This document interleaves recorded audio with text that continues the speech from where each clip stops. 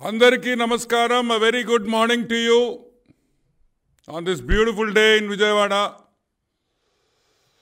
ఈరోజు మన favourite person మొన్నే బౌన్సింగ్ స్టోన్ తగిలిన మన జగన్మోహన్ రెడ్డి గురించి కొన్ని విషయాలు మాట్లాడుకుంటాం. మీకు అందరికీ తెలుసు, ఆంధ్ర రాష్ట్రంలో తీర ప్రాంతం అంటే ద కోస్ట్ లైన్ ఆల్మోస్ట్ 972 కిలోమీటర్లు తీర ప్రాంతం ఆంధ్ర రాష్ట్రంకు ఉంది. భారతదేశంలోనే అతి పెద్ద తీర ప్రాంతం ఉన్న రాష్ట్రం ఆంధ్ర రాష్ట్రం. మరి అంత పెద్ద తీర ప్రాంతం ఉందన్న రాష్ట్రాన్ని జగన్మోహన్ రెడ్డి ఊరికే వదులుతాడా? కళ్ళు పడకుండా ఉంటాయా? పాపం మా చంద్రబాబు నాయుడు గారు, నేను పాపం అని ఎందుకు అంటున్నానంటే, చంద్రబాబు నాయుడికి పెద్ద కళ్ళ ఉంది సిబిఎన్ గారికి. ఈ తీర ప్రాంతాన్ని గేట్వే ఆఫ్ ఇండియా చేయాలనుకున్నాడు. ఒక గేట్వే ఆఫ్ ఇండియా ముంబైలో ఉంది, ఒక గేట్వే ఆఫ్ ఇండియా ఈ తీర ప్రాంతాన్ని ఒక గేట్వే ఆఫ్ ఇండియా చేయాలని ఒక కళ, ఒక కాన్సెప్ట్తో వచ్చాడు. ఒక డెవలప్ చేయాలి, ఈ తీర ప్రాంతాన్ని మనం ఎంత బాగు చేస్తే అంత రెవెన్యూస్ వస్తాయి, ప్రజలకి ఉద్యోగాలు వస్తాయని ఆయన ఒక విజన్లో, చంద్రబాబు గారి విజన్ అది, గేట్వే ఆఫ్ ఇండియా చేయాలని చంద్రబాబు నాయుడు గారు చాలా ఆలోచించారు. కానీ 2019లో ముఖ్యమంత్రి అవ్వంగానే జగన్మోహన్ రెడ్డి కళ్ళు పడకుండా ఉంటాయా? 972 కిలోమీటర్స్ కోస్ట్ లైన్ తీర ప్రాంతం జగన్మోహన్ రెడ్డి కళ్ళు పడకుండా ఉంటాయా? పడ్డాయి, అన్ని పోర్ట్ల మీద పడ్డాయి. అప్పుడే స్టార్ట్ అయింది ఏమని, గేట్వే ఆఫ్ జగన్ చేయాలని. ఈ తీర ప్రాంతం గేట్వే ఆఫ్ ఇండియా కాదు, gateway of Jagan, gateway of half ticket. ఈ తీర ప్రాంతం మీద అతను కన్నుపడిన తర్వాత ఫస్ట్ గుర్తొచ్చేది ఎవరు జగన్మోహన్ రెడ్డికి?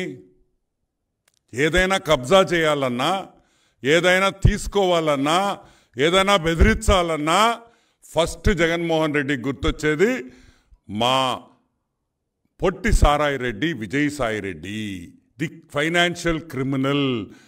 జగన్మోహన్ రెడ్డికి పెద్ద బ్రోకర్ అయిన విజయసాయి రెడ్డి రంగంలోకి మన హాఫ్ టికెట్ జగన్మోహన్ రెడ్డి ఈ పొట్టి సారాయి రెడ్డిని రంగంలోకి దింపాడు. ఎందుకు పొట్టి సారాయి రెడ్డిని ఒక్కడే దింపారు? ఎందుకంటే పొట్టి సారాయి రెడ్డి వియంకుల కంపెనీ అరబిందో, పొట్టి సారాయి రెడ్డి వియంకుల కంపెనీ అరబిందో అనే ఒక సంస్థ, ఆ సంస్థ జగన్మోహన్ రెడ్డికి బినామీగా వ్యవహరిస్తున్నారు. కాబట్టి అరబిందో అనే సంస్థ జగన్మోహన్ రెడ్డికి బినామీలు. విజయసాయి రెడ్డి కూడా ఒక జగన్మోహన్ రెడ్డికి బినామీ బ్రోకర్ అని కూడా మీకు మనవి చేస్తూ ఉన్నా. ఓకే, సో విజయసాయి రెడ్డి రంగంలోకి దిగేశాడు. ఫస్ట్ కాకినాడ సీపోర్ట్ మీద కళ్ళు పడ్డాయి. కాకినాడ సీపోర్ట్, ఈ కాకినాడ సీపోర్ట్ మంచి లాభాల్లో ఉంది, బ్రహ్మాండంగా జరుగుతుంది, బ్రహ్మాండంగా డెవలప్ చేశారు. పాపం 1997లో ఆపరేషన్స్ సిబిఎన్ గారి చేతుల మీద మొదలైనవి. 600 మీటర్ల క్వే అంటే ఆ షిప్స్ 600 మీటర్లు, ఆ షిప్స్ బర్తింగ్ చేసేదానికి 600 మీటర్లు క్వే చేసి 3 బర్తులతో మొదలుపెట్టారు. వాళ్ళకి కేపీఎస్సిఎల్ అనే కంపెనీకి బాబు గారు ఆ పోర్టుని హ్యాండ్ ఓవర్ చేశారు. ఈ కేపీసీఎల్ దాన్ని 3000 మీటర్లు పొడిగించింది, 15 బర్తులు చేసింది. 3 బర్తుల నుంచి 15 బర్తులు, 600 మీటర్ల నుంచి 3000 మీటర్లు ఆ పోర్టుని బాగా డెవలప్ చేశారు. 15 షిప్పులు at any given time Kakinada పోర్ట్లో అన్లోడ్ చేసుకోవచ్చు. ఇంత మంచి పోర్టు వీళ్ళ కన్నుబడింది, మంచి లాభాల్లో ఉండే port. So operation gateway Jagan start అయింది. 2019 నుంచి కేఎస్పిఎల్ మీద దాడి మొదలైంది.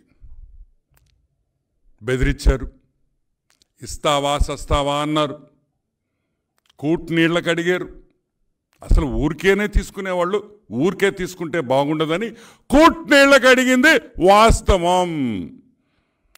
తుపాకీ పెట్టారు, షేర్లు ఇస్తావా సస్తావా అని అడిగారు, భయపెట్టారు.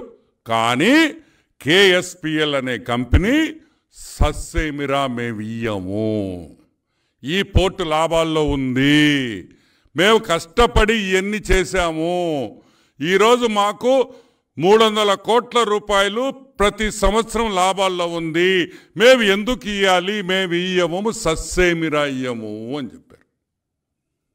ఏం చెప్పారు? సస్సేమిరా ఈ పోర్ట్లో వాటా మేము ఇవ్వము.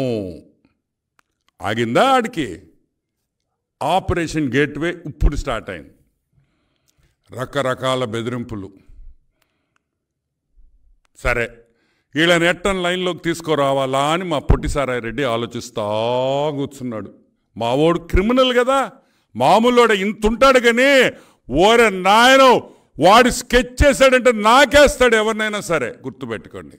ఏం చేశాడు పొట్టిసారాయ రెడ్డి? ఒక ఆడిట్ పెట్టించాడు. ఒక ఆడిటర్ కంపెనీ